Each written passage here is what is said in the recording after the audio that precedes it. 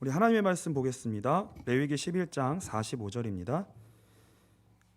레위기 11장 45절. 우리 한 절만 우리 한 목소리로 같이 읽겠습니다. 레위기 11장 45절입니다. 우리 한 목소리로 같이 읽겠습니다. 시작. 나는 너희의 하나님이 되려고 너희를 애굽 땅에서 인도하여 낸 여호와라. 내가 거룩하니 너희도 거룩할지어다. 아멘. 우리 옆에 분들과 같이 또 온라인으로 계신 분들도 우리 스스로 혼자 계시다면 또 스스로 우리 축복하셨으면 좋겠습니다. 남은 자가 되신 것을 축하드립니다. 네, 또 주일 오후에 이어서 오늘 수요 예배도 오늘 여러분들 남은 자가 되셨습니다. 왜 남은 자냐면요, 수요 예배 참석하시기 때문에 그래요. 네, 이제 명절이기에 또 참석하기 어려운 시기이기도 하고요. 이 수요일날 예배 참석한다는 것 자체가 쉽지 않은 일입니다. 근데 또 이제 오늘은 좀 스페셜한데요. 왜냐하면 오늘부터 주제가 수요일은 레위기이기 때문에 그렇습니다. 레위기 이 주제 가운데 참석하신 여러분들을 축복합니다. 우리 진짜 다시 한번 옆에 분을 같이 축복했으면 좋겠습니다. 남은 자가 되신 것을 축하합니다. 네, 오늘부터 네 5주가 될지 좀 더 될지 모르겠어요. 근데 오늘도 번제를 한 번에는 끝내지 못하고요. 오늘 서론적으로 좀 오늘 말씀을 나누려고 하는데요.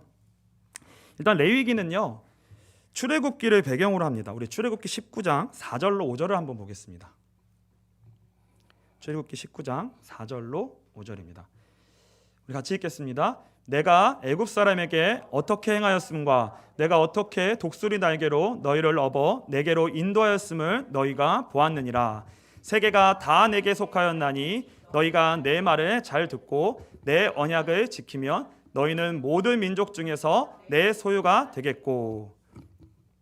네, 아멘. 이 출애굽기 19장에 오늘 읽은 이 말씀이 뭐냐면요, 이스라엘과 우리 하나님께서 시내산 언약을 맺습니다. 이때부터 이 언약을 맺고 난 다음부터 하나님과 이스라엘 백성은 특별한 언약 관계 속에 들어가는데요. 이건 우리는 뭘로 얘기할 수 있냐면 결혼식을 한 것으로 우리는 얘기할 수 있습니다. 결혼식을 했다는 것은 특별히 두 사람이 특별한 관계 속에 들어갔다는 거죠. 언약 관계 가운데 들어갔습니다. 이 언약 관계, 이 언약식, 결혼식을 한 다음에 이 이스라엘은 하나님께로부터 두 가지 특별한 선물을 받게 됩니다. 그 첫 번째 선물이 무엇이냐면요, 첫 번째는 율법이에요. 율법. 십계명, 즉 율법을 받게 됩니다. 이것은 뭘 의미하냐면요, 이 언약 관계가 되면 그때부터 이 언약 당사자는 상대방에게 어떤 의무를 갖게 돼요. 그때부터 이 언약 관계에 들어가면 상대방에게 반드시 의무가 따라갑니다. 그 의무가 뭐냐면요, 내가 언약 관계를 맺은 이 사람만 사랑하겠다는 거예요. 이 사람 외에 다른 사람하고 사랑하지 않겠다는 거예요. 오직 나는 이 언약을 맺은 이 사람만 사랑하겠다. 이 의무가 따라오는 거예요. 그때부터 다른 데 눈을 돌리면 안 된다고 하는, 오직 한 사람만을 바라봐야 된다고 하는 이 요구가 바로 하나님이 이스라엘에게 이걸 요구하시는 거예요. 너는 이제 나만 바라봐라. 나만 사랑해라. 다른 것에서 눈을 돌려라. 이게 바로 이제 의무가 따라오는 거예요, 서로. 그래서요, 이 율법 십계명은 혼인 서약서라고 보시면 뭐 나쁘지 않습니다. 하나님과 이스라엘의 서약서와 같은 거예요. 그렇다면 이스라엘이 하나님께로부터 하나님만 사랑해야 된다는 의무가 있었다면, 그럼 하나님도 이스라엘에게 대한 의무가 따라오겠죠. 그 의무는 뭐냐면요, 이겁니다. 그 하나님이 이스라엘에게 갖고 있는 그 의무를 위해서 두 번째 선물을 예비하신 건데, 그게 뭐냐면 바로 성막입니다. 성막.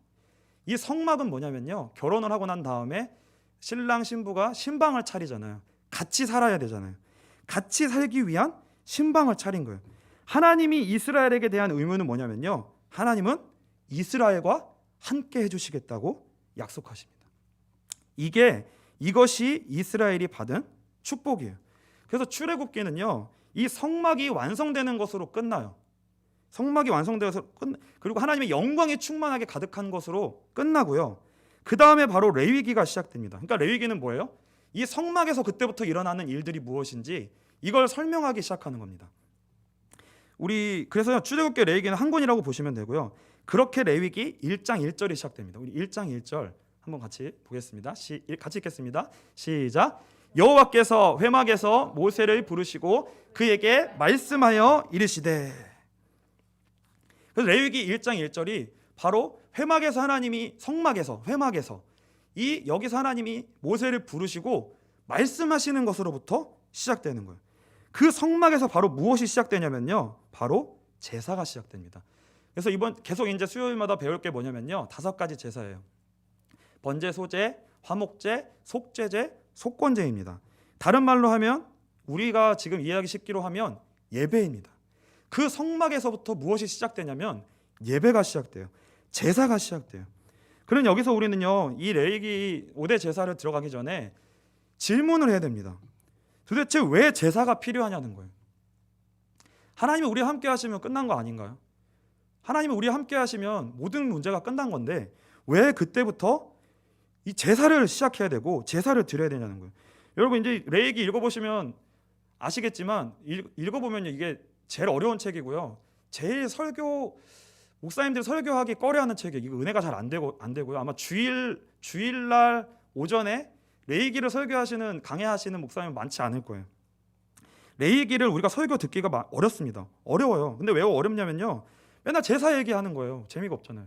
맨날 양 잡고 뭐 소 잡고 잡는 얘기만 하거든요. 근데 우리 빛가성교회는 좀 재밌어 할 수도 있겠네요. 고기 잡는 일이니까 먹는 일이니까 좋아할 수도 있는데 근데 이게요, 제사를 드린다는 게 이게 얼마나 번거로운 일인지 모릅니다. 정말. 그러니까 이게 무슨 말이냐면요, 이스라엘 백성들은 하나님과 시내산 언약을 맺고 난 다음부터 자신의 본성을 따라서는 살 수 없는, 그러니까 쉽게 말하면 자신의 본성을 따라 살 수 있는 자유가 박탈된 거예요. 이때부터 이스라엘 백성들은 성막 중심으로 제사 중심으로 계속해서 그 하나님의 뜻 중심으로 인생을 살아가야 되는 그러한 길을 걸어가게 된 겁니다. 그리고요, 너무나도 무겁고 엄청난 명령을 받습니다. 그게 오늘 읽은 레위기 11장 45절이에요. 다시 한번 같이 읽어보겠습니다. 같이 읽겠습니다. 나는 너희의 하나님이 되려고 너희를 애굽 땅에서 인도하여 낸 여호와라. 내가 거룩하니 너희도 거룩할지어다. 19장 2절을 같이 한번 읽겠습니다. 같이 읽겠습니다. 너는 이스라엘 자손의 온 회중에게 말하여 이르라. 너희는 거룩하라. 이는 나 여호와 너희 하나님이 거룩함이니라. 20장 26절 한번 같이 읽겠습니다. 같이 읽겠습니다. 너희는 나에게 거룩할지어다. 이는 나 여호와가 거룩하고 내가 또 너희를 나의 소유로 삼으려고 너희를 만민 중에서 구별하였음이니라. 계속 나오는 게 뭐냐면요, 거룩하라는 거예요. 거룩하라. 내가 거룩하니 너희도 거룩하라. 이제 쉽게 말하면요, 이스라엘 백성들은 이때부터 굉장히 어려워진 거예요. 어려워진 겁니다. 쉽게 말하면. 여러분들 이제 코로나가 끝나기를 기다리고 계십니까? 아니면 코로나가 좀 오래 가기를 기다리세요? 코로나가 끝나면 우리 빛가소금교회는 바로 매일 예배가 이제 진짜 시작됩니다. 이 여러분께 매일 예배를 드린다는 것, 예배를 드린다는 것, 이게 우리에게 번거로운 일일 수 있어요. 이게 너무 무겁고 어려운 일일 수 있습니다. 근데요, 우리는 다행이에요. 이렇게 예배를 드린다는 건요. 근데요, 이스라엘 백성들은요, 매일 예배 때마다 짐승을 잡았어요. 매일 예배 때마다 짐승을 잡았습니다. 그 예배 한 번을 드릴 때 드리는 시간이요, 어마어마해요. 그냥 드리는 게 아니에요. 다음 주에는 그 번제를 드리는 과정들을 자세하게 배울 건데요, 시작부터 이 제물을 준비하는 시간부터, 흠없는 제물을 준비하는 것부터 그 제물을 드려서 그 모든 예배 과정까지요, 얼마나 번거롭고 많은 시간이 들이고 온 힘을 기울여야 되는지 몰라요. 그 예배를 계속 드려야 되는 거예요. 끝까지 계속해서. 그의 삶 속에는 이제 매 예배가 없이는 안 되는 인생이 된 거예요. 그게 이스라엘의 백성의 그 운명입니다. 생각할지 모르겠어요. 나는 이미 내 삶에 계획이 있고 해야 할 일이 나는 지금 너무 많습니다. 예배를 드릴 시간이 너무 부족해요. 턱없이 부족합니다. 이렇게 생각할 수 있습니다. 근데 이스라엘 백성들도 처음에는 그렇게 생각하지 않았을까요? 진짜 애굽에서 오래 살다가 갑자기 출애굽했는데 그때부터 그의 인생 속에 성막 중심으로, 제사 중심으로 완전히 다른 인생을 살아야 되는 거예요. 이제부터는 하나님이 명하신 그 법을 따라 계속 인생을 살아가야 되는 거예요. 얼마나 그게 어려웠을까요? 근데요, 이 오늘 살펴봐야 되는 게 뭐냐면, 그런데 이스라엘 백성들이 그렇게 제사를 드릴 수밖에 없었던 필연적인 이유가 이스라엘에게 있었어요. 그 제사를 드리지 않으면 절대로 안 되는 그 이유가, 필연적인 이유가 이스라엘에게는 있었습니다. 제사가 필요한 이유는요, 간단해요. 거룩하신 하나님이 이스라엘 백성 중에 이제 함께 거하고 계시기 때문입니다. 이게 이스라엘 백성이 이제부터 제사를 반드시 드려야만 하는 절대적 이유예요. 여러분들이 거룩하신 하나님이 이스라엘 백성 중에 거하고 계시기 때문입니다. 이렇게 하면 그게 뭐 어때서요? 좋은 거 아닌가요? 감사한 일 아닌가요? 이렇게 생각하실지 모르겠어요. 아무 감동이 없으실 거예요. 근데요, 이게 엄청난 일이에요. 이거는요, 거룩하신 하나님은요, 죄가 있는 곳에는 절대로 거하시지 않습니다.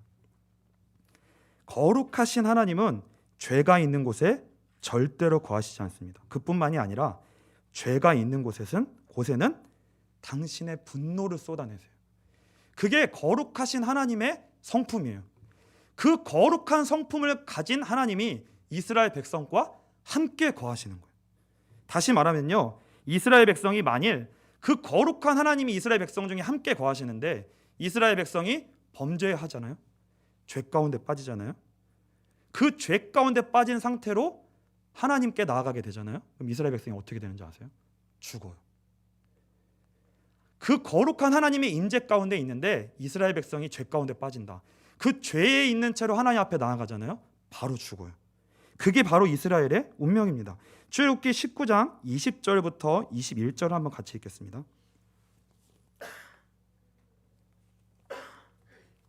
한 목소리로 같이 읽겠습니다. 여호와께서 시내산 곧 그 산 꼭대기에 강림하시고 그리로 부르시니 모세가 올라가매 여호와께서 모세에게 이르시되 백성을 경고하라. 백성이 밀고 들어와 나 여호와에게로 와서 보려고 하다가 많이 죽을까 하노라. 하나님께 그냥 나아가면 그냥 죽습니다. 이스라엘 백성이 조금의 흠과 죄라도 있는 채로 하나님 앞에 나아가잖아요. 죽는 거예요.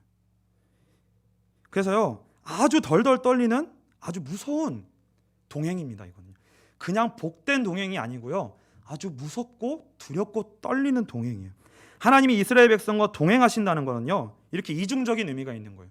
복된 의미와 심판의 의미가 동일하게 같이 있습니다. 여러분이 구원을 받았다는 건요, 더 말할 게 없어요. 진짜 엄청난 축복을 받은 겁니다. 그런데 동시에 여러분이 이제 구원받았기 때문에 이제부터는요, 여러분이 하나님과의 관계에서 여러분이 빗나가거나 하나님과 관계에서 여러분이 죄 가운데 빠지게 되면, 그 하나님과의 관계에서 죄 문제를 처리하지 못하면 여러분에게 하나님의 임재는 온전히 누려지지 못하는 것이 되어져 버립니다. 여러분에게 이 하나님의 임재가 온전히 누려지지 않는다는 것은 무엇을 의미하냐면요, 성도에게는 그게 사형선고와도 같은 거예요.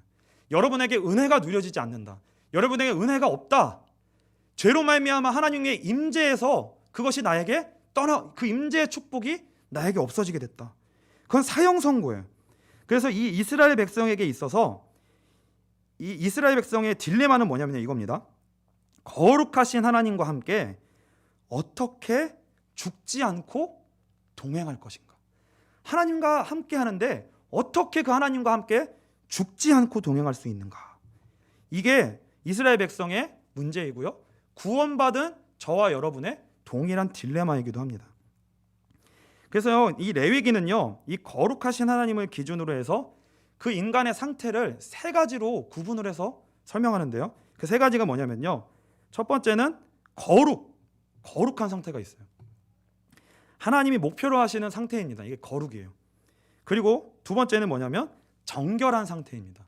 이 정결하게 하라는 것이, 여러분이 그 어플에 검색해 보시면 거룩과 정결 한번 검색해 보세요. 이게 계속 나옵니다. 그리고 또 하나가 나오는 게 뭐냐면 부정이에요. 부정해집니다. 그러니까 이스라엘의 백성은 하나님과의 관계에서 거룩의 단계에 올라갈 수 있고 정결한 상태에 있을 수 있고 부정한 상태에 빠질 수 있습니다. 여기서 하나님이 이스라엘 백성을 향한 명령, 그 이스라엘 향한 목표는 뭐냐면요, 이스라엘이 그 거룩한 상태 가운데로 나아가라는 거예요. 거룩에 이르도록 하라는 거예요. 우리 다시 한번 레위기 11장 45절을 우리 한번 다시 한번 읽겠습니다. 레위기를 간통하는 주제입니다.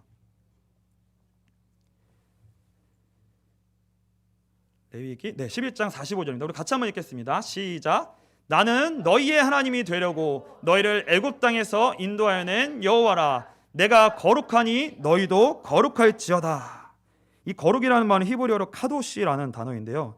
이 거룩이라는 단어는 어떤 의미, 두 가지 의미로 설명할 수 있는데요. 그 첫 번째 의미는 뭐냐면 구별됐다는 거예요. 이 구별은 무슨 구별을 의미하냐면요, 이 거룩은 오직 하나님께만 속하는 거예요. 그러니까 하나님께만 속한 것이고, 거룩은 사람에게는 없는 거예요. 그러니까 하나님과 사람 사이에 절대로 같을 수 없는 구별점이 있다는 겁니다. 이 구별을 얘기할 때 거룩이라고 얘기해요. 이스라엘에게 이 거룩을 하나님이 요구하시는 거예요. 구별됨입니다. 구별됨. 그리고 또 하나의 의미는 뭐냐면요, 완전함이에요. 완전함. 완전함에 이르라는 거예요. 완전함. 하나님 앞에서 하나님께만 속한 완전한 선한 상태, 하나님께만 속한 온전한 상태, 그 상태에 이르도록 하나님이 명령하시는 거예요. 내가 거룩하니 너희도 거룩하라, 이렇게 말씀하시는 거예요. 그래서 오늘도 이제 노전사님하고 같이 차를 타고 오는데, 노전사님이 금식에 대한 마음이 있으셔서 이 금식에 대한 시기를 놓고 이제 기도하고 계시거든요. 저번에 설교 때도 한번 얘기하셨는데 또 그 얘기를 하셨어요. 그게 뭐냐면 우리가 교회를 잘못 만났다. 진짜 교회를 잘못 만났다. 어중간하게 예배 드릴 수 없고, 어중간하게 신앙생활할 수 없고, 어중간하게 사역할 수 없는 교회를 만난 거예요. 그리고 그것과 패키지로 하늘문 기도를 만난 거죠. 여기는 진짜요, 중간이 없습니다. 그냥 예배 드릴 수 없고 그냥 신앙생활할 수 없어요. 이스라엘 백성이 한마디로 말하면 하나님을 만나서 구원을 받아서 하필이면 6월절 어린 양의 피로 출애굽하여서 이제 어떻게 됐냐면요, 진짜 맘대로 못 살게 됐어요. 절대로 맘대로 못 살게 됐는데, 이제 어떤 요구가 이스라엘 백성에게 주어지는 거냐면 아무도 할 수 없는 그 명령, 내가 거룩하니 너희도 거룩하라 라고 하는 이 요구 가운데 이스라엘 백성이 처하게 됩니다. 근데 이 문제는 뭐냐면요, 이스라엘 백성들이요, 그 어떤 노력을 한다 해도, 그러니까 사람의 수준으로 노력해서 도달할 수 있는 최고의 경지가 어디냐면요, 정결이에요. 정결. 쉽게 말하면 여러분이 매일 예배, 여러분의 힘과 노력으로 매일 예배를 드리잖아요. 한 번도 빼지지 않고 지금부터 매일 예배 드린다고 해보세요. 그게 근데 여러분의 열심과 노력으로 드리는 거예요. 그럼 그것 가지고 도달할 수 있는 최고의 경지가 뭐냐면 정결이에요. 정결. 여러분이 매일 기도하고 금식하고 큐티하고 전도하고 헌신하고, 우리가 인간이 행할 수 있는 모든 종교적 의식과 노력을 동원해서 인간이 도달할 수 있는 최고의 경지가 어디냐면 정결이에요. 정결. 정결입니다. 근데 이 정결은 뭐냐면요, 정결에 도달하기도 어려워요. 여러분들이 가장 내가 하나님 앞에 지금 깨끗하고 온전한 은혜 가운데 있었다라고 하는 게 마지막에 언제인 것 같으세요? 한번 최고점을 찍었던 게 어디세요? 근데 그 한번 최고점에 유지가 되시던가요? 아니면 그 찍고 나서부터 내려오시던가요? 아니, 최고점 찍었던 게 언제인지 기억 나세요? 그러니까 최고점 찍기도 어려워요. 근데 한 번밖에 못 찍어요. 유지를 못해요. 그 다음부터 내려오는 겁니다. 이 정결이라는 거는 일단 유지를 못해요. 올라가기도 어려운데 유지를 못해요. 그리고요, 이 정결이라는 상태는요, 왜 유지를 못하냐면 다른 상태에 그냥 영향을 받아버려요. 조금이라도 다른 상태에 영향을 받으면 그 정결은 그냥 깨져버려요. 그냥 부지 중에 시체를 밟거나 부지 중에 부정한 것과 접촉하면, 다른 것과 접촉하면 그냥 여러분의 정결은 깨져요. 여러분이 수도 없이 막 수도승처럼 막 그냥 예배만 드렸어요. 근데 밖에 나가는데 다른 사람이 야 욕 한번 딱 하면 그거 딱 들으면 그냥 깨져요. 진짜 이게 금식을 3일 뭐 일주일 했는데 그거 끝나고 나서 다음에 그냥 뭐 하나 딱 접촉하면 깨져요. 이게 정결이라는 거예요. 이게 정결. 이 정결은 무조건 부정의 영향을 받으면 그게 깨져서 부정이 전염됩니다. 그게 부정에 전염돼요. 그래서 정결을 지키기가 어려워요. 그냥 부정에 빠지고요. 그리고 또 뭐냐면 율법, 하나님의 말씀을 지킬 수가 없어요. 다 지킬 수가 없어요. 열심히 지켰지만 어느 순간 하나 어기는 순간 바로 어디로 떨어져요? 부정으로 떨어져요. 바로 죄 가운데로 떨어집니다. 그럼 그 죄 가운데 떨어지면 어떻게 돼요? 하나님과 함께 하나님 그 상태로 하나님 만나면 죽는 거예요. 죽는 거예요. 그러니까요, 이스라엘 백성들은 제사를 어떻게 드리는 거냐면요, 항상 두렵고 떨림으로. 이스라엘의 신앙생활이 자체가 뭐냐면요, 항상 두렵고 떨림이에요. 계속 정결을 유지하기 위해 힘써야 돼요. 이것도 조심하고 저것도 조심하고 항상 최선을 다해야 됩니다. 그래야지만 유지하는 게 정결이에요. 근데 그 정결을 조금 유지하다가 어디로 빠져요? 부지중에, 아니면 죄를 연약함으로 인해 죄에 빠져서 죄 가운데 부정 중에 빠지는 거예요. 정결과 부정을 왔다 갔다 하는 거예요. 정결과 부정을 왔다 갔다 하면서 날마다 두렵고 떨리는 마음으로 하나님 앞에 정결케 회복되기를 계속 간구하는 거예요. 그 마음으로 제사를 드리는 거예요. 그 마음으로 제사를 통해 죄 사함을 받고 하나님 앞에 다시 설 수 있는 상태로 회복되는 것. 이거를 계속 반복하는 거예요. 계속 반복하는 거예요. 다시 말하면 이스라엘 백성들은 진짜 하나님을 항상 두렵고 떨림 가운데 경외함으로 제사 앞에 그렇게 나아가야 되는 거예요. 다른 시간이 없습니다. 놀고 뭐 TV 보고 뭐 그럴 시간이 없어요. 이렇게 쫓기면서 사는 거예요. 하나님 앞에. 이게 바로 사실은 구원받은 이스라엘 백성의 신앙생활의 실제라는 거예요. 이게요. 빌립보서 2장 12절에 바울이 이렇게 얘기합니다. 그러므로 나의 사랑하는 자들아, 너희가 나 있을 때뿐 아니라 더욱 지금 나 없을 때에도 항상 복종하여 두렵고 떨림으로 너희 구원을 이루라. 두렵고 떨림 가운데에 있으라는 거예요. 이게요, 왜 이렇게 어려운 거냐면요, 육신을 입은 피조물이, 사람이 영이신 거룩하신 하나님 앞에 나아갈 수 있다? 이 자체가 이미 불가능한 거예요. 그리고요, 우리는 이 레위기의 제사법을 보고요, 우리가 신앙생활을 오래 하면서 예배를 많이 드리다 보면 이런 착각 속에 빠질 때가 있어요. 백성들이 하나님이 명하신 대로 제사를 온전히 드리면, 제사를 딱 드리면 하나님이 무슨 자판기처럼 너 죄사함 드렸으니까 죄사함 이렇게 해주시는 줄 알아요. 우리 여러분들이 그냥 예배 딱 나오면 아우 진짜 예배 잘 드렸네, 오늘 나왔네, 수요일인데 내가 통과, 이렇게 안 해주신다는 거예요. 이 예배는요, 우리가 하나님 앞에 그렇게 최선을 다해 제사를 드리고 예배를 드렸다고 해서 하나님이 연락하시고 받으시는 게 아니에요. 하나님이 그렇게 간단하게 죄를 사해 주시는 게 아니라는 거예요. 우리가 온전히 드려도 그 죄사함의 결정권은 누구한테 있냐면 모든 주권은 오직 하나님께 있어요. 여러분들이 모든 것을 다 하고 예수 그리스도의 피를 의지하고 제사를 온전히 드려도요, 그것 가지고 하나님이 받아주실 수 있다고 여러분들이 안심할 수 있는 게 아니에요. 이거 나 할 수 있는, 하나님의 뜻대로 할 수 있는 거 다 했습니다. 제발 받아주십시오. 제발 이 예배를 연락해 주시고 죄를 사하여 주시고 우리를 구원하여 주시옵소서라고 회개하고 정결케 하고 우리의 마음 하나님께 돌이키고 애통하는 마음으로 하나님 앞에 엎드려 두렵고 떨림으로 나아가야 돼요. 그래서 뭐를 의지해야 되냐면요, 이 제사를 통해 하나님이 우리를 긍휼히 여기시고 용서하시는 그 성품을 의지해야 돼요. 하나님 우리를 긍휼히 여기주십시오. 하나님 나를 제발 좀 받아주십시오. 내가 하나님 앞에 철저히 회개함으로 나아가 몸부림칩니다. 하나님 나를 받아주십시오. 제발 나를 용서하여 주십시오. 이렇게 나아가야 된다는 거예요. 그래서 그렇게 나아간 그 예배 가운데 하나님이 그 제물을 받으시고 향기를 흠양하시고 그 죄사함이 연락됐을 때 무슨 길이 열리는 거예요? 온전한 하나님의 임재가 임하게 되고요, 그 임재 앞에서 우리가 살 수 있는 거예요. 그때 우리가 체험하게 되고 올라갈 수 있는 게 뭐예요? 그때야 비로소 우리 안에 누려지는 단계가 그렇게 거룩의 축복이 그렇게 임하는 거예요. 우리 가운데 그렇게 예배 가운데 최고의 기쁨이 터지는 거예요.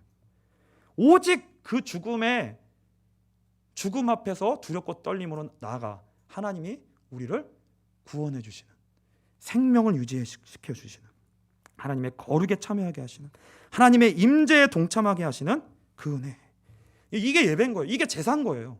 그러니까요, 여러분들이 레위기를 한번 기회가 되시면 한번 쭉 읽어보세요. 이건 기계적으로 드리는 게 아니에요. 예배는 의식, 반복, 그냥 똑같이 드렸던 그 예배, 절대 그게 아니에요. 그렇게 드리면 여러분의 예배는요, 진짜 단 한 번도 연락되는 예배가 없을 거예요. 절대로 하나님과의 온전한 관계 회복을 회복하는 그 은혜는 여러분은 경험하지 못할 것입니다. 우리의 신앙생활이 뭐냐면요, 이 정결과 부정을 계속 왔다 갔다 하는 거예요. 계속 이 정결과 부정을 왔다 갔다 하는 거예요. 그 왔다 갔다 하는 삶을 통해서 내가 정결한 가운데 있다 하더라도, 내가 부정 가운데 있다 하더라도 계속해서 뭐예요? 우리 스스로는 절대로 도달할 수 없는 하나님께만 속한 그 거룩을 사모하는 거예요. 계속. 그게 24시간 그 하나님을 사모하는 거예요. 24시간 거룩을 사모하는 거예요. 그게 제사고요. 그게 예배입니다. 이 예배를 드리는 자들에게 하나님이 진짜 원하시는 게 뭐냐면, 그래서 이 구별된 마음을 원하시는 거예요. 진짜 그 하나님의 임재를 사모하는 것, 진짜 그 거룩을 사모하는 것, 내 수준으로 도달할 수 없는 하나님의 은혜로만 가능할 수 있는 그 거룩에 참여하는 것, 하나님의 임재를 사모하는 것, 그 일을 위해 죄를 미워하는 것, 이런 자들에게만 하나님이 거룩에 참여하게 하시는 거예요. 민수기 14장 21절부터 우리 25절을 한번 같이 읽겠습니다. 그러나 진실로 내가 살아있는 것과 여호와의 영광이 온 세계에 충만할 것을 두고 맹세하노니, 내 영광과 애국과 광야에서 행한 내 이적을 보고도 이같이 10번이나 나를 시험하고 내 목소리를 청종하지 아니한 그 사람들은 내가 그들의 조상들에게 맹세한 땅을 결단코 보지 못할 것이요, 또 나를 멸시하는 사람은 한 사람도 그것을 보지 못하리라. 그러나 내 종 갈렙은 그 마음이 그들과 달라서 나를 온전히 따랐은즉 그가 갔던 땅으로 내가 그를 인도하여 드리리니 그의 자손이 그 땅을 차지하리라. 아말렉인과 가나안인이 골짜기에 거주하나니 너희는 내일 돌이켜 홍해 길을 따라 광야로 들어갈지니라. 오직 하나님만을 쫓았던 갈렙, 그 구별된 마음, 계속해서 우리가 도달할 수 없는 그 하나님의 명령을 따라 그 명령을 붙잡고 사모하고 갈망하고 죄를 끝까지 미워하는 자리에 서서 하나님을 향하여 걸어갔던 이 사람들이 바로 예배자고요, 하나님이 찾으시는 사람들입니다. 그런 자들에게 하나님이 거룩에 동참하게 하세요. 거룩에 동참하게 하세요. 그 거룩에 동참한 하나님의 거룩한 속성을 영향받는 거예요. 우리가 거룩해지는 게 아니라 거룩하신 하나님과 동행함으로 그 거룩의 영향을 받아 우리가 그 빛을 반사하게 되는 거예요. 그게 거룩에 동참하는 거예요. 그 조금만의 빛만 비춰도 우리가 변하는 거예요. 우리의 변하지 않던 죄성이 변화됩니다. 하나님을 따라 거룩한 성품으로 그때만 변화되기 시작하는 거예요. 이 거룩한 상태만이요, 다른 상태에 영향을 미칩니다. 이 영향을 미친다는 건 뭐예요? 정결한 상태 가운데 있는 사람에게, 부정한 상태에 있는 사람에게요, 접촉하면 영향을 미쳐서 그 정결한 것과 부정한 것을 거룩하게 변화시키는 거예요. 이 거룩에 동참한 사람에게만 하나님의 이 거룩한 영향력이 나가는 거예요.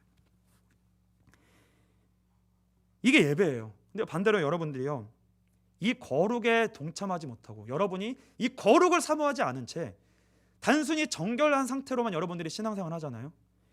이거는요, 이 정결은요, 진짜 그냥 내 신앙생활을 혼자 유지하기도 바쁜 거예요. 겨우겨우 유지하고 다른 사람의 영향을 받으면 그냥 깨져요. 어떻게 다른 사람을 살립니까? 다른 사람에게 영향을 받는 것밖에는 되지 않아요. 그래서요, 레위기 5대 제사를 앞으로 배우게 되시면서요, 저와 여러분이 이 거룩을 사모하는 자리로 나아갈 수 있는 이 은혜가 있게 되시기를 축복합니다. 사실 저는요, 이 레위기를 공부를 이제 설교를 해야 되니까 이제 하게 됐는데, 레위기를 공부하면서 뭘 하게 됐냐면요, 제 신앙생활의 여정을 쭉 돌아보게 됐어요. 그러니까 지금까지의 여정이요, 레위기를 공부하면서 다 정리가 됐어요. 저는 모태신앙이고요, 아버지가 목사님이셨기 때문에 좀 모태신앙으로서 계속해서 교회 안에서 자랐습니다. 그래서 어려서부터 예배를 드리면서 언제인지 몰라요. 언제 거듭나는지 몰라요. 언제 중생했는지 모르겠어요. 하나님이 그 어느 시간 가운데 중생의 은혜를 씨앗을 심어주셔서 중생의 은혜가 제 가운데 하나님이 그 은혜를 허락해 주셨습니다. 그러니까 이 중생의 영역은 뭐냐면요, 우리가 의식의 영역이 아니라 우리의 무의식의 영역, 영혼 가운데에서 우리의 의식과 상관없이 하나님이 그 영혼 가운데 일하신 거예요. 그 안에 예수 생명을 심어주신 것입니다. 그래서 아주 미미하지만 하나님을 인식하고 하나님의 말씀을 들을 수 있는 눈과 귀가 생긴 거예요. 언제 생겼는지 모르겠어요. 언제부턴가 예배 때 은혜가 있었고 말씀을 들었고 간간히 그 은혜가 제 마음 가운데 그 은혜가 경험되고 그런 시기들이 있었습니다. 근데요, 진짜 평범하게 신앙생활했거든요. 저 목회자 자녀임에도 불구하고 그 특별한 신앙생활을 하지 않았습니다. 정말 평범하게 신앙생활했고 주일날 맨날 뭐 오락실 가고 그러면서 뭐 진짜 평범하게 했어요. 근데 평범하게 신앙생활하던 제가요, 20대 초반에 하나님이 인격적으로 찾아와서 만나 주셨어요. 예수 그리스도의 십자가 사건이 정확하게 믿어졌습니다. 그리고요, 그 사건이 나를 위한 사건이라는 것이 진짜 믿어졌어요. 그냥 머릿속으로 믿어진 게 아니라 제게 은혜로 그게 경험됐어요. 은혜 안에 경험되면서 그것이 나를 향한 하나님의 사랑이라는 것이 은혜 속에서 저에게 경험됐고요. 그때 체험됐던 은혜는요, 진짜 놀라운 체험이었고요, 은혜였습니다. 근데요, 사실 그 은혜를 체험하고 나서부터 제가 인생이 꼬인 거예요. 그때부터 그때부터 진짜 인생이 꼬였어요. 완전히 꼬인 거예요. 정말 그 이전과는 절대로 돌아갈 수 없는 인생이 됐습니다. 완전 다른 강을 건넌 거예요. 그때부터 하나님의 거부할 수 없는 인재 속에서 이 말씀이 저에게 그때부터 영향력을 미치기 시작한 거예요. 내가 거룩하니 너도 거룩하라. 내가 거룩하니 너도 거룩하라. 그때부터 저를 향한 이 하나님의 절대적 계획, 이 계획을 향하여 하나님이 저를 향해 일하는 시작이 본격적으로 시작된 거예요. 그때부터. 그래서요, 여러분이 이 레위기 공부를 통해서요, 여러분이 지금 하나님과의 관계 속에서 어디에 서 있는가, 어디쯤 왔는가, 이거를, 그리고 내가 앞으로 걸어가야 될 길이 뭔가, 하나님이 나를 이끌고 가시는 자리가 뭔가, 어딘가, 이걸 살펴볼 수 있는 귀한 시간이 되시기를 축복합니다. 여러분들이 지금 이제 막 태어난 갓난아기와 같은 시기를 지나고 계실 때가 수가 있어요. 여러분이 의식하지 못하지만 하나님이 지금 여러분 가운데 중생의 은혜를 여러분 가운데 심으시는 시기일 수도 있습니다. 그리고 여러분이 막 이제 눈을 떠 하나님의 말씀을 듣기 시작하고 먹기 시작하는, 그 이유식을 먹기 시작하는 신령한 젖으로 하나님이 여러분을 먹이시는 시기일 수도 있어요. 그때는 하나님이 여러분에게 어떤 요구도 하지 않으십니다. 무조건적인 용서와 사랑을 베푸실 거고요, 계속해서 신령한 젖으로 먹이실 거고요. 하나님이 여러분들을 진짜 갓난아기와 같이, 정말 어린 아이와 같이 하나님이 여러분들을 대하실 거예요. 그렇게 인도하실 것입니다. 그렇다면 여러분에게 하나님이 주신 그 믿음을 따라서 그 믿음의 분량만큼 신앙생활을 하시면 돼요. 그런데요, 여러분이 이미 하나님의 은혜를 깊이 경험하셨다면, 하나님께서 여러분에게 이미 깊은 은혜를 주셨고 내가 거룩하니 너희도 거룩하라 라고 하는 이 부담감이 여러분들 가운데 시작이 되셨다면, 반드시 여러분은 이제부터 이 부르심에, 이 하나님의 말씀에 반드시 응답하셔야 됩니다. 여러분은요, 창조주 하나님께 완전히 찍히신 거예요. 하나님께 완전히 붙잡히셨습니다. 근데요, 이거는 어떤 붙잡힘이냐면 하나님의 뜻과 계획은 반드시 이루어져요. 절대 도망갈 수가 없습니다. 하나님의 사랑에 여러분들이 붙잡힌 거예요. 그래서 어떻게 되는 거냐면요, 여러분은 절대로 지옥으로 갈 수 없습니다. 하나님이 여러분 은혜로 붙드셨다면 이제부터 여러분은 절대로 지옥으로 갈 수 없어요. 반드시 하나님이 여러분을 천국으로 가게 하실 거예요. 반드시 천국으로 가게 하실 겁니다. 그리고 또 하나, 여러분은 이제 절대로 죄 가운데 거할 수 없습니다. 이것도 같이 아멘하셔야 돼요. 저와 여러분은 이제부터 절대로 죄 가운데 거할 수 없습니다. 여러분은 절대로 적당히 살 수 없어요. 이제부터요. 여러분의 인생은 그 어떤 방법으로도 이제 절대로 형통케 되지 않을 것입니다. 이 하나님의 부르심에 순종하고 항복하고 나와 하나님의 거룩을 사모함으로 그 거룩에 참여하는 것, 그것을 바라보고 그것을 소원하는 것, 그것에 그 길을 걷는 것이 아니면 여러분의 인생은 절대 그 어떤 방법으로도 형통케 되지 않을 것입니다. 그게 은혜예요. 그게 은혜입니다. 그게 하나님이 진짜 여러분들을 사랑하시는 거예요. 여러분들 하나님을 그렇게 붙잡으셔야 돼요. 그 붙잡힘 속에 있다. 내가 고통스럽고 어렵지만 그 붙잡힘 속에 있는 것이 맞다면 하나님이 여러분을 사랑하시는 것이 맞습니다. 그 어떤 누구보다도 여러분을 특별하게 하나님의 특별한 소유로 삼으신 거예요. 그게 하나님의 은혜예요. 오직 여러분은 거룩을 사모하셔야 됩니다. 하나님의 임재를 사모하셔야 됩니다. 죄를 미워하셔야 돼요. 이 과정이요 정말 길고 지루합니다. 언제 끝날지 몰라요. 정결과 부정을 오가는 이 과정이 언제 끝날지 몰라요. 언제까지 내가 매일 예배를 드리고 매일 기도하고 하나님을 바라보고 그렇게 노력하고 애씀에도 불구하고 죄 가운데로 빠져서 후회하고 어쩔 수 없이 그 가운데 분통하고 눈물 흘려야 하는 이 과정이요 간단하게 끝나지 않습니다. 길고 지루한 과정입니다. 몸부림쳐야 돼요. 그렇게 몸부림치는데 정결의 수준에 밖에 못 올라갈 거예요. 다시 떨어질 거예요. 반복하셔야 됩니다. 여러분들이 예배를 드리지만 여러분의 현실이 변하지 않을 거예요. 여러분 자신도 잘 변하지 않을 겁니다. 그것을 두려워하지 마시고요. 그것에 낙심하지 마십시오. 그 길을 뚫고 나가셔야 돼요. 하나님이 여러분을 붙들고 일하시는 거예요. 여러분이 세상이 부러워질 거예요. 정결과 부정을 오가면서 아무것도 이루어지지 않는 것, 나도 변하지 않는 것 같고 그 가운데 예배를 드리라는 이게 뭐냐, 이게 진짜 뭐냐, 그 가운데 자꾸만 뒤를 돌아보고 왜 나만 이렇게 사는 것 같지? 다른 사람들은 이렇게 신앙생활하지 않는 것 같은데 왜 나만 예수를 이렇게 특별하게 유별나게 믿어야 되나? 라고 생각할 수 있습니다. 이렇게 예수를 믿는 것이 무슨 의미가 있나? 그러나요? 절대 그 과정을 통해 여러분이 진짜 하나님께 항복하는 자리로 나아오게 될 겁니다. 진짜 거룩을 사모하는 자리로. 그게 나의 자리이고 그게 나의 정체성이고 그게 나에게 하나님이 허락하신 진짜 구원의 축복의 자리이구나. 그 자리에 순종할 수 있는 자리로 하나님이 인도하실 것입니다.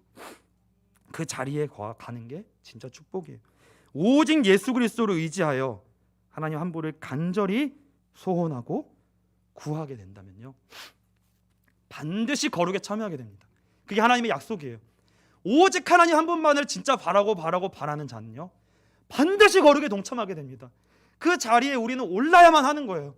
예수 믿는 자는 반드시 그 자리에 도달해야 됩니다. 그 자리에 도달하지 못하면 여러분들 중간에서요 광야에서 죽어가는 것처럼 죽어가는 거예요. 이것도 아니고 저것도 아니고 이것도 아니고 저것도 아니고 그것만큼 힘든 게 없어요. 그것만큼 힘든 게 없습니다. 근데 여러분들이 이 길을 걸어가셔야 돼요. 그래야지만 반드시 여러분의 가정과 여러분의 옆에 있는 사람과 여러분과 관계된 모든 것들 속에 하나님의 살아계심을 증거할 수 있고 정결과 부정 가운데 있는 죽어가는 그 사람들에게 거룩한 영향력을 미쳐 진짜 건져내는 그 일에 하나님이 저 여러분들을 반드시 쓰실 것입니다. 반드시 살아계신 하나님을 증거하고요 영광 돌리게 할 것이에요. 이 다음 주에 본격적으로 배울 건데요. 사실 오늘은 번제의 서론이거든요. 번제는 두 가지 의미가 있습니다. 번제는 제물을 완전히 태우는 건데요. 이 번제는 무슨 의미가 있냐면요. 한면으로는 죄를 향한 하나님의 진노를 해결하는 거예요. 죄를 향한 하나님의 진노는요 너무나 무섭습니다. 반드시 죽어요. 반드시 죽게 됩니다. 죄에 대한 심판에서 그 누구도 하나님의 진노에서 누구도 빠져나올 수 없습니다. 죄 가운데 있으면요 반드시 하나님의 진노를 받게 됩니다. 여러분이 하나님의 구원 계획 가운데 예정된 인생이라면요 반드시 이 죄와 심판에 대한 메시지가 선언될 때 그것이 두렵고 떨리는 마음으로 하나님의 말씀을 청정케 하게 될 거예요. 하나님의 말씀으로 그게 들려질 것입니다. 그런데 은혜의 때가 아니라면 여러분의 마음은 강팍할 것이고요 경홀히 여길 것이고요 예수 안 믿어도 나는 얼마든지 살 수 있다, 다른 것 가지고 얼마든지 살 수 있다 라고 생각할 거예요. 근데 절대로 그렇지 않습니다. 오늘이 은혜의 때예요. 다른 날은 없습니다. 오늘이 은혜의 때입니다. 우리 사도행전 요엘서 2장 31절로 32절입니다. 우리 한 목소리로 같이 읽겠습니다. 여호와의 크고 두려운 날에 이르기 전에 해가 어두워지고 달이 핏빛같이 변하려니와 누구든지 여호와의 이름을 부르는 자는 구원을 얻으리니 이는 나 여호와의 말대로 시온산과 예루살렘에서 피할 자가 있을 것이며 남은 자 중에 나 여호와의 부름을 받을 자가 있을 것임이니라. 이것이 신약에 동일하게 성취되죠. 다음 구절 한번 사도행전 띄워주시겠어요?